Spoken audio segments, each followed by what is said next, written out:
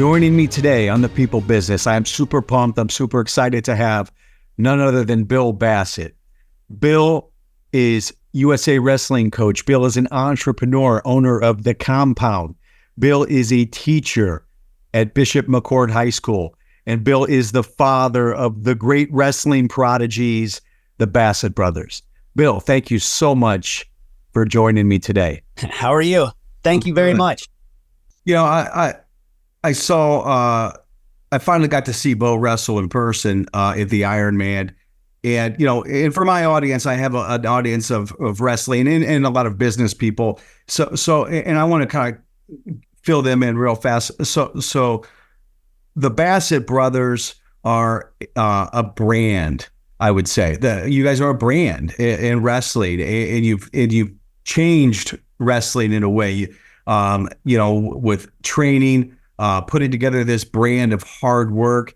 And, you know, your son, Bo, he's won, you know, he's a world champion already. Is Keegan a world champion also at this point? So Keegan had made the United States World Team, and he didn't get a chance to wrestle in Worlds yet, but he wrestled in the Pan Am Championships. It was over Thanksgiving this past year, and he won the Pan Am Championships in freestyle Greco. So yeah, so both boys have been on world teams.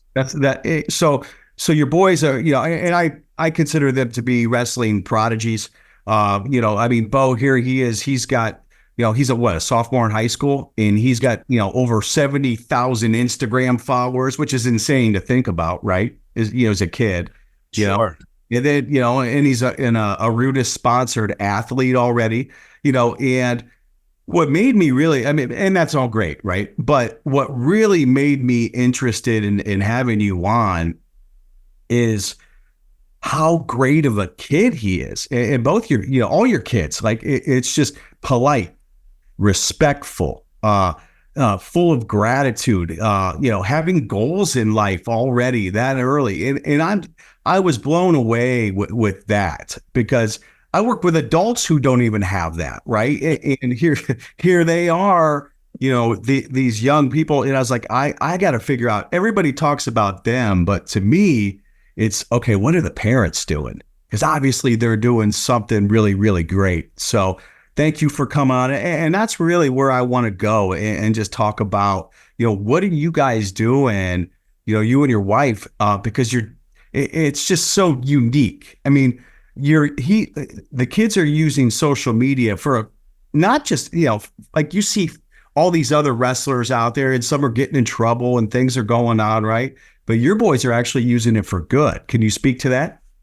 Yeah. So, I mean, thank you very much for that. I mean, that's such an amazing compliment, because, you know, to my wife and I, you know, character is everything, you know, being good people, you know, so we've preached that, and we speak that to the boys every single day.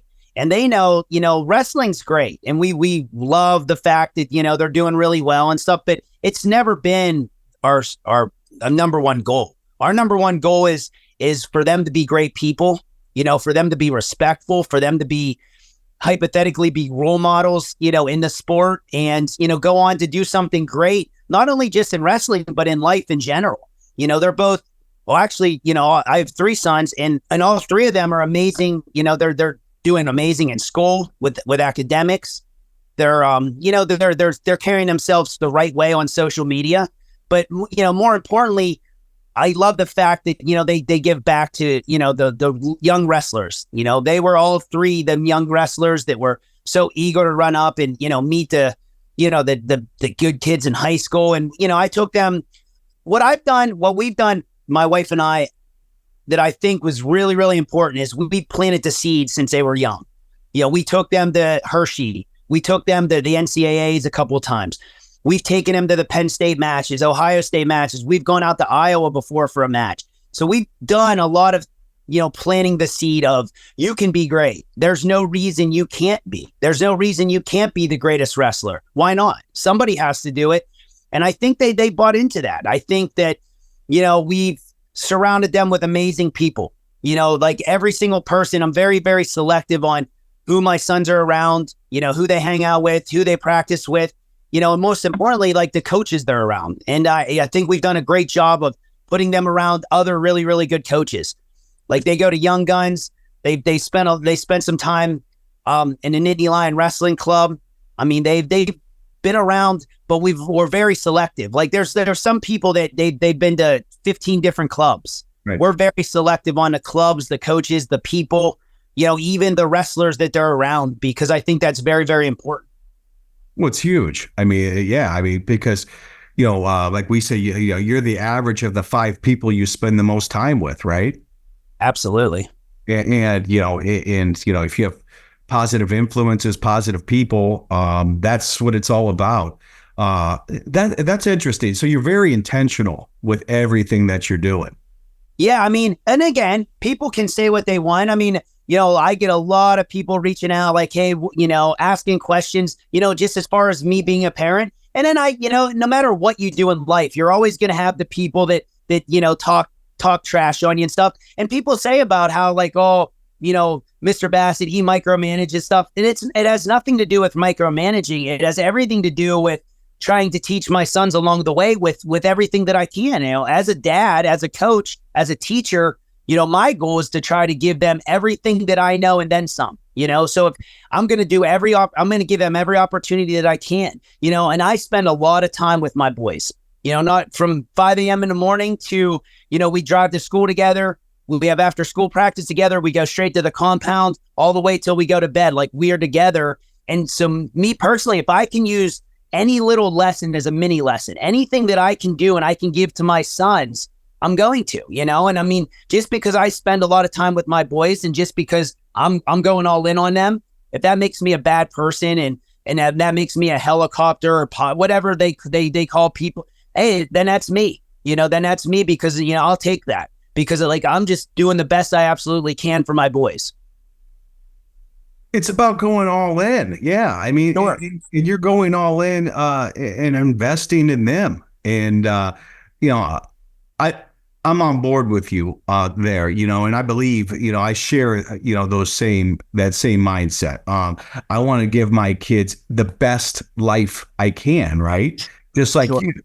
And, for that, if that means going all in and trying to be influential on certain things, I think kids need to figure things out too. Don't get me wrong. But it seems like your kids are so driven, like this 5 a.m. thing. So they wake up, right? And they work out on their own at 5 a.m. And not only that, they've started recruiting other kids to work out with them. And now you've got like all these kids working out at 5 a.m. at your house. Tell me about that. Because this thing's like I see it on the, it pops up and it's like 4:58 a.m. And I go, oh my gosh, gets me motivated to go down there too, at that same time. Yeah, no, for sure. So my wife and I, we built our house about 3 years ago, 3.5 years ago at this point. And it was always like, it was one of those things, as my sons are getting older, it's always been, I'm real big into fitness, real big into lifting and working out and stuff like that. And my dream was always to, get them to a point where we're able to lift weights together. We're able to work out together. They're big enough to where, we can get those workouts in.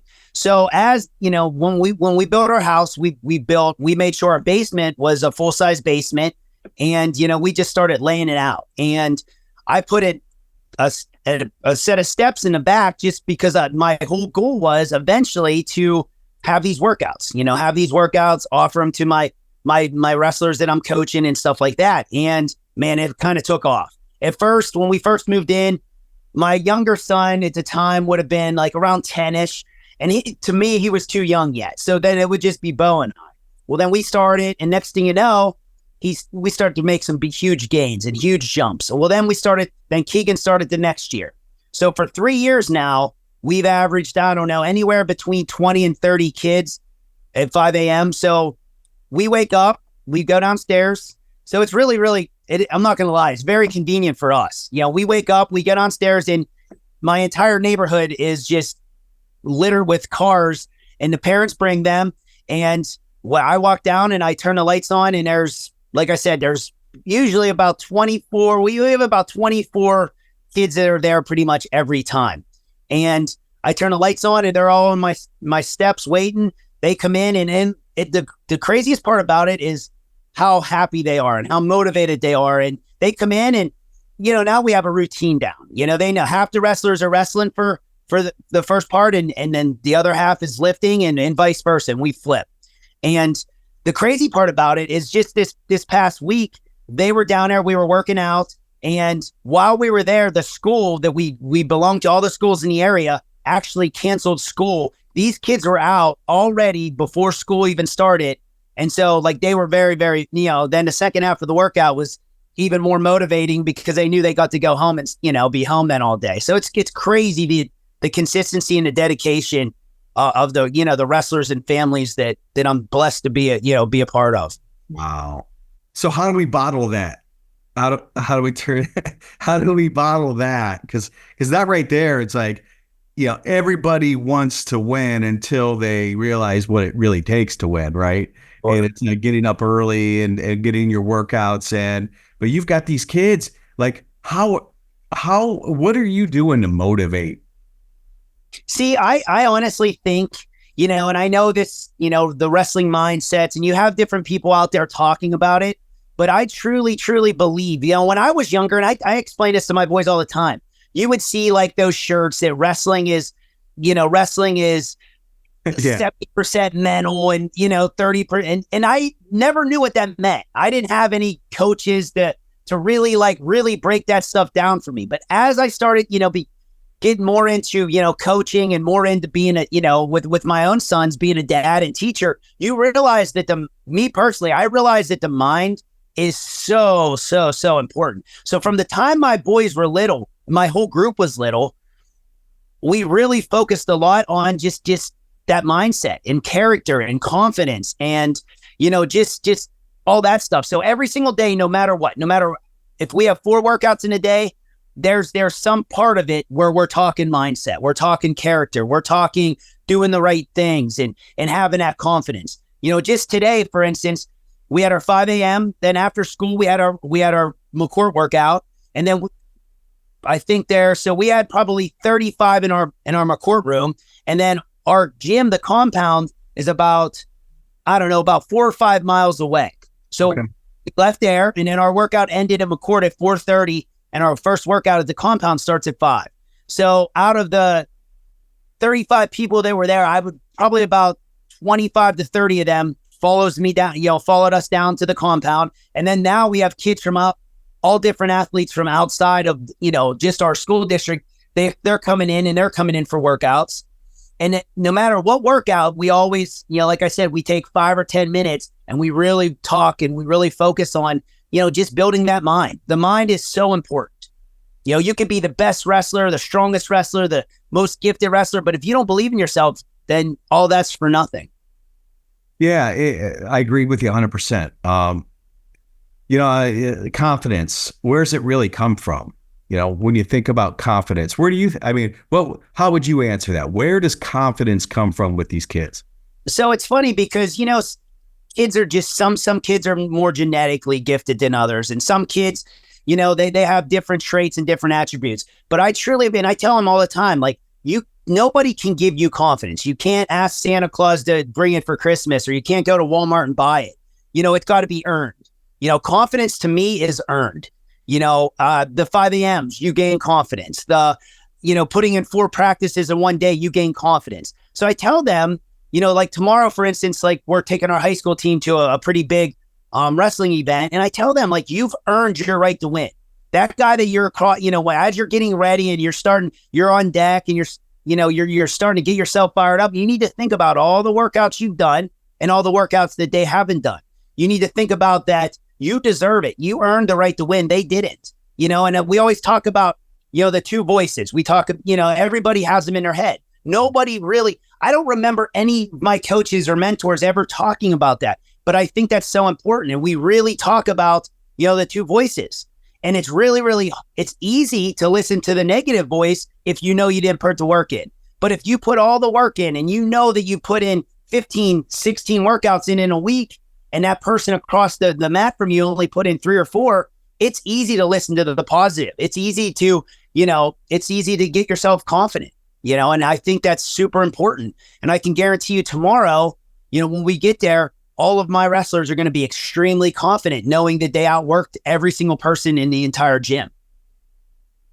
That's a great point. Yeah, it does come from knowing, I heard Joe Burrow, the Cincinnati Bengals coach, say, yeah, he's already won the game on Monday, Tuesday, Wednesday, Thursday by the work he's put in. So, when it comes to Sunday, it's already there. The confidence is there because of, the fact that he's already put it in. And that's the thing. You can't fake that, right? You either put it in or you didn't, right? And Sure. that voice, those two voices, I imagine the one gets pretty loud when you haven't obviously invested in doing what you need to do to win, right? Absolutely. Like the analogy I used tonight at practice was, whenever you really prepare for a test, we've all been there. I was really speaking to my high school kids, but when you prepare for a test and you paid attention and you focused and you studied really, really hard, it's almost like you wake up that morning and you cannot wait to get to that period, to get to that test, because you're excited for it. You want to just crush it. And then on the flip side, maybe you didn't put the work in, or maybe, you had a test where you didn't study, or maybe you just weren't getting the information. And then you really, you almost drag your feet that day because you're nervous and you're worried and you're listening to that negative voice. Like you're not ready. You're going to get a bad score. And I said, that's the exact same thing tomorrow with wrestling. Those of you that put the work in, it's going to be like Christmas night, like getting ready to go to bed. You can't freaking wait to get up tomorrow morning because you're going to run, to the bus to get on the bus to go down there to crush people. And then on the flip side, those of you who didn't put the work in, you're going to be nervous. You're going to be like dragging your feet like, oh man, I hope I get an easy side of the bracket and stuff like that. And it's an analogy that we use just tonight. So confidence comes from preparation. Absolutely. And belief. Yeah. Knowing you can do something and believing you can do something and preparing for that thing. And you should probably be at a pretty good place, right? Yes, correct. Exactly.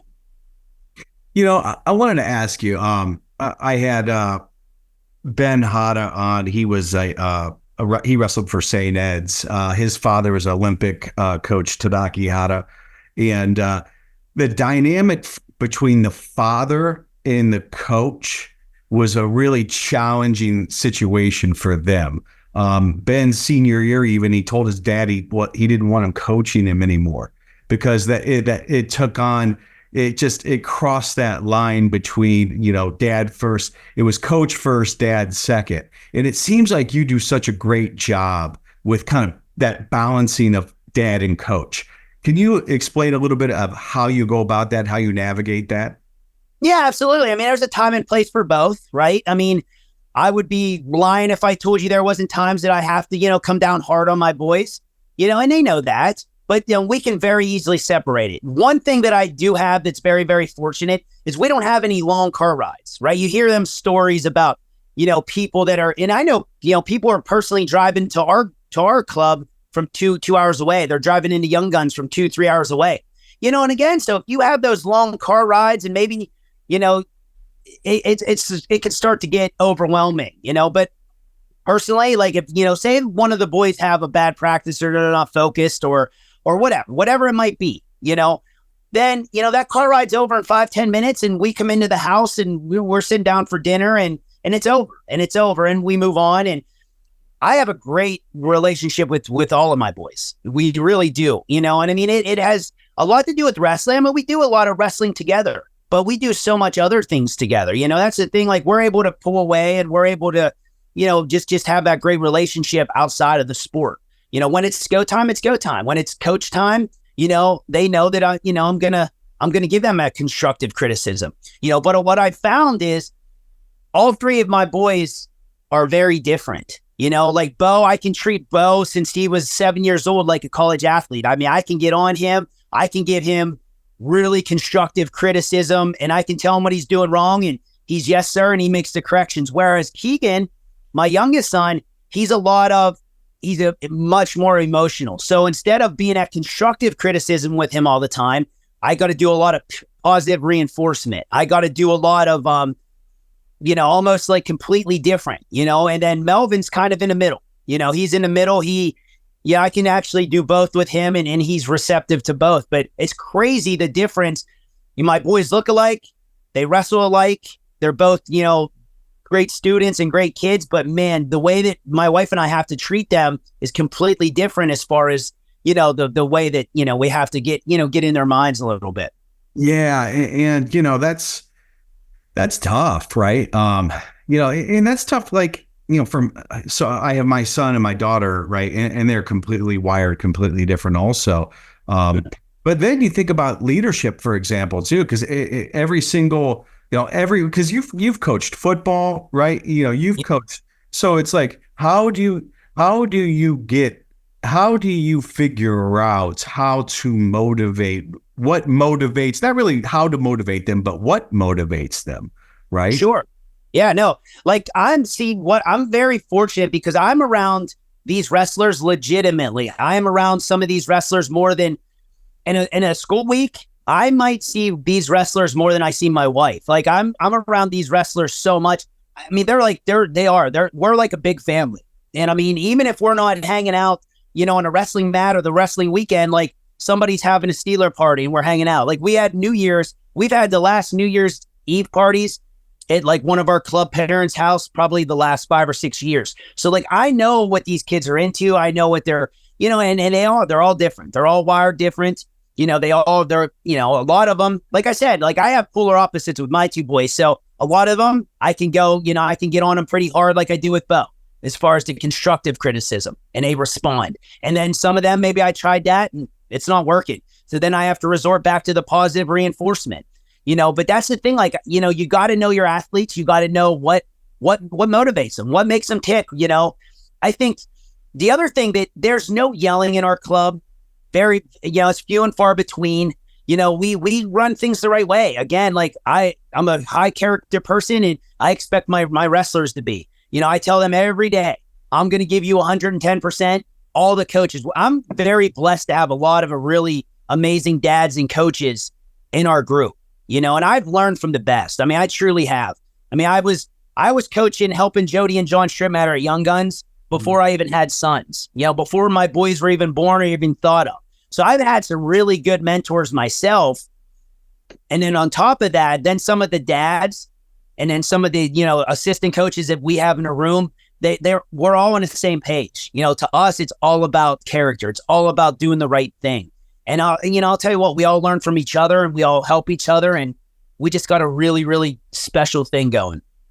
I love that. And because there is I still see a lot of clubs out there where there's a lot of yelling going on still. And it's like, I grew up in a club where, I don't know, there was from time to time, but I just think it's different. Now, I don't think that's the way to go about it with kids at all, Mine's more motivated. Like we motivate the kids. We get in, we make them feel like they could, they're Superman. Like we motivate them. To me, tearing someone down, I always look at it this way. Who in their right mind, if you go to work and your boss comes in there and he just rips you apart every single day, eventually you're going to get beat down and you're not going to want to work for him. Whereas if you go into work and your boss is motivating, he comes in and he's all about, making you the best person you could be, you're going to run through a wall. You're going to do everything you can for that person. And that has been my mindset as a coach forever and a dad. My thing is like, I want these kids to be super confident. Like tonight's practice, I'm not going to lie. There's 64 teams in the event. We don't really taper down as much as most teams. Like we went hard at 5 a.m. We went hard after school and we had a hard workout tonight, but it was all positive. Like all the coaches, they're not walking around screaming and yelling. They're walking around trying to motivate people, trying to get them to go harder on their drilling and harder on their sprints. And I think that's a key. I think that, like I said, people are they're more reluctant to work harder for you if you're going to treat them the right way. And if they know that they're loved and they know that the coaches love them, they're going to love the coaches back and they're going to do everything that coach asks them to do. And I think that's very important. I love that. It is about loving on people and showing them and being very authentic with it, right? And not just because you're trying to get them to perform. It's because you truly care. You're in it for the right reasons. And it's to make them better humans, right? Better people. I had heard you say better men, better fathers, better mothers, Yes. and that's what it's all about. So I really love that. So great, man. So if you had one piece of advice out there for how do we get, how do we get young people today? Because a lot of people, a lot of like, I'm a Gen Xer, I'm 46. How old are you? I'm 44. Before, so we're the same age. A lot of people say, yeah, well, it's still, our generation's different. And of course it's different. We grew up in a different time, right? These kids today, well, we didn't grow up with technology like they have, right? It's a completely different world. But a lot of people say kids aren't motivated today. What would you say to that? I agree with what people are saying. I think this is a different day and age. I think, let's be honest. Everybody's on their phone. Everybody is. No matter what, you could be, your grandparents are on their phones, right, all the way down to 5 and 6 year olds. So you almost gotta accept the fact that this is the day and age we live in. But as far as people being unmotivated, I think we live in a day and age now. It's easy to be great at stuff because there is so many distractions. I think that, I use that all the time. Like when you come into practice, that phone needs to go away. And then, hey, when practice is over, get your phone out, do what you need to do. Same thing with wrestling. Like tomorrow, as soon as we get there and weigh-ins are happening, I'm sure they'll send their last little texts or do their little things. And then boom, the phones are away. You won't see one of our wrestlers on their phone. And I think that you got to be able to separate yourself. I think that, but as far as kids being unmotivated, that's leadership. I think that, again, if their leaders are unmotivated, they're going to be unmotivated. But if their leaders are showing up every day and they're fired up and they're motivated, like I said, they're going to run through a wall for you. You got to show them, you're all in and they're going to do the exact same back. I say it, every one of our coaches give 100% every day. And that's all we expect back.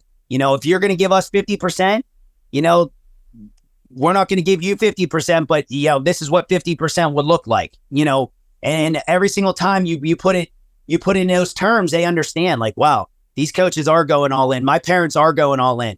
And they're going to give you that 100%.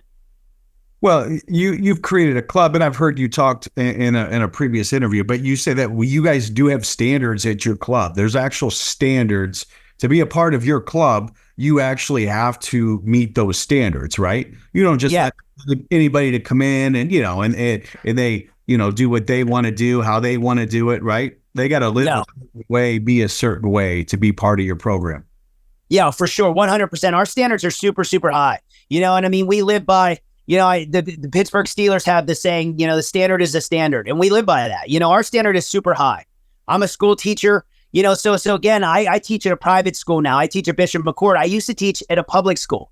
And I really, really enjoy teaching at a private school because my standards have changed. At a public school, you're almost forced to teach down to the lowest kids and the lowest. Whereas in a private school, our standards high and we teach to the highest kid. And guess what? All those other kids that are kind of in between, they raise to the occasion. And that has always been our mindset at our club is our practices are geared towards the best guys in the room. So if you're not ready to go and you're not focused, it's going to be really, really hard. We're never going to make our practice down for the lowest guys in the room. But as far as like getting into our club, that's really, really important to us. Yes, the kids are very, very important, but I think, the parents are super important, so if they start showing up and they're trying to become part of they're trying to get into our group, I'm very, very observant on their parents. Are these parents all in? Are these parents, excuse makers? Are these parents, going to either raise the level of our group or bring it down? And if it's bring it down and they're excuse makers, we want no part of them. So I think it's important. Like I said, like the wrestling end of things is if you go all in and you buy in, that's easy, but again, some of these young kids, let's be honest, if their parents aren't motivated and their parents aren't going to buy in and they're not going to go all in, the kids are only going to get so good, so that's why I think it's super, super important to make sure those parents are bought in. So it starts at the top with everything. Starts at the top. Any quick tips, last things on focus? Because focus is a big thing in this. I feel like we live in such a distracted time. Any things that how you get young people to focus? Yeah. So I mean, like I said, I think one of the standards is your phone's not out. So when and I always preach this. And I just talked about this with my own sons the other day. Where you're at is where you need to give your focus. So if you're wrestling practice, you are all in. You are 100% focused in. When you're in school, you're in math class, you're not worried about history class. You're not worried about wrestling practice. You're not worried about how's my weight. You're worried about math class. When you're at the kitchen table, you're all in. You're focused in on your family. You're focused in on, how, face-to-face conversations. So I think it's really, really important. And, in order to focus, you have to be all in on that particular situation, whatever it might be. So you might be changing your focus multiple times in a day, but you have to be bought into where you're at. Where you're at now. I think that's super important. I love that. Wherever you are, be there, be present, be 100%, be all in wherever that is, whatever that is. Yeah. And that's awesome, man. Well, thank you so much for joining me. I'll ask you one quick question. Steelers win this weekend, you think? Well, I'm a very optimistic guy. So yes, we're going to win. We're going to find a way. We're going to pull it off. And yeah, so the couple years back, well, probably the last time Pittsburgh won a Super Bowl, we come in as the 6th seed. Yeah, we had no business being in the playoffs. And that was the year that we beat the Colts, and there was a couple crazy plays. And next thing you know, we're in the AFC Championship, and Pittsburgh pulls it off, and then we're playing Seattle, and man, the whole first half looked really bad, and next thing you know, they win. So my thing has always been, and I would never, ever, ever say we're going to lose, right? I mean, there's always a chance. The score starts 0-0, and the records are back to 0-0 right now. So, and I always say this: the best team doesn't always win a Super Bowl. Just like the best wrestler doesn't always win the event. It's who's there. It's who's present, who's wrestling their best, or in this case, who's playing their best football. And hey, the Steelers, we're Steeler Nation, so we're excited. Yeah, well, I'm excited for some playoff football here. So. We're Browns fans here. I think we're not used to the playoffs, so we'll see how it goes. Bill Bassett, thank you so much, my friend, for joining me. I appreciate you coming on and sharing so much great value with me and in my audience. And best of luck to you the rest of this season, health and prosperity in this year. And I will talk to you next time. Thank you. Hey, thank you so much. I appreciate it. Thank you. Take care.